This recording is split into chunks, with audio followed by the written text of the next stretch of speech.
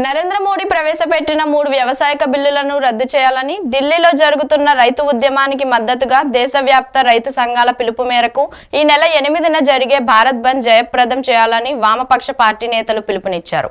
కాకినాడలోని సుందరయ్య భవన్లో సిపిఐ జిల్లా కార్యదర్శి తాటిపాక మధు, సిపిఎం జిల్లా కార్యదర్శి K Srinivas, CPI ML new democracy జిల్లా నాయకులు జె వెంకటేశ్వర్లు మీడియా సమావేశంలో నిర్వహించారు.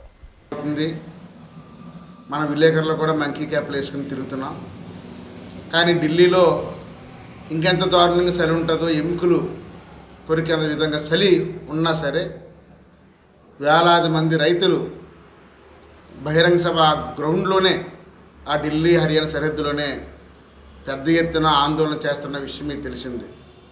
వాళ్ళు చేస్తున్న ఆందోళన ఒక పంజాబ్ కోసమో, హర్యానా కోసమో, ఉత్తర భారతదేశం కోసమో కాదు. దేశవ్యాప్తంగా రైతులు ఎదుర్కొంటున్న సమస్యల మీద వారు ఆందోళన చేస్తున్నారు. నరేంద్ర మోడీ అవలంబించిన రైతు వ్యతిరేక విధానాలను మానుకోవాలని, ఆ 3 వ్యవసాయ బిల్లుల్ని తక్షణమే ఉపసంహరించుకోవాలని, రద్దు చేయాలని, ఆ 3 వ్యవసాయ బిల్లులు వల్ల రైతు ఒక సామ్రాజ్యవాద బడా కార్పొరేట్ గుత్త పెట్టుబడిదారుల చేతుల్లో బందీగా మిగిలిపోతాడు.